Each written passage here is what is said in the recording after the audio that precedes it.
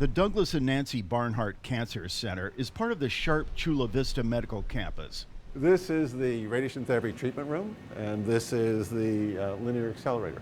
Dr. Philip Zentner is a radiation oncologist. The linear accelerator is one of the most powerful tools for treating cancer.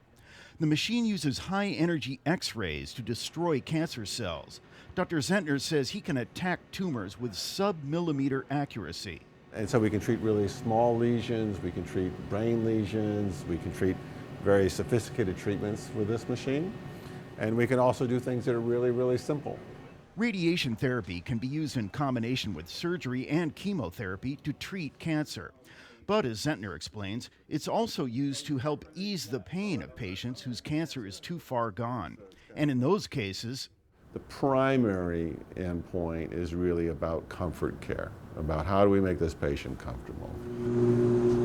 Zentner says California's new aid in dying law gives patients another option. For some patients, it's going to be a very welcomed option because they're going to be in tremendous pain or they're going to be in suffering.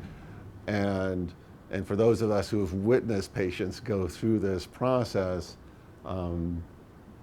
there's going to be some patients who are going to choose this option that before this was not available for them. Critics of California's law believe it will create an environment that could encourage people who are terminally ill to take their own life. But that hasn't been the experience in Oregon. In 1994, Oregon became the first state to approve a so-called death with dignity law. Last year, 155 people in Oregon died from taking a lethal dose of drugs under the law. That represented less than 0.5% of the total number of deaths in the state. Advocates say the law has prompted more people to take advantage of hospice care.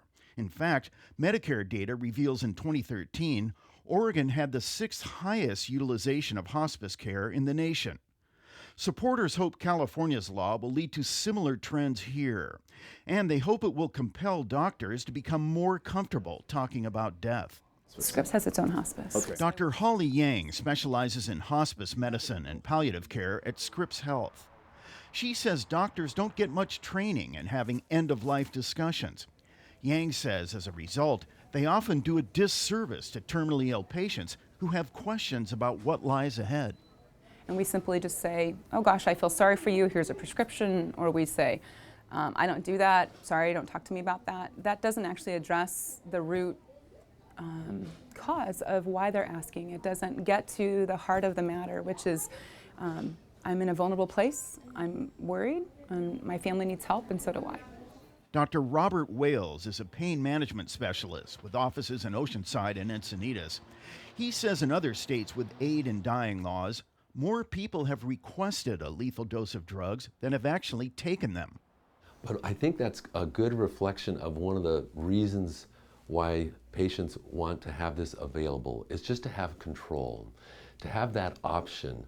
And they may not exercise the option. Again, the majority of patients do not exercise the option, even though they have the means to do it in hand. Here we go. Tomorrow, in our final episode, Up the hill. we'll visit with a San Diego woman who wants to take her own life before her disease takes total control. Kenny Goldberg, KPBS News.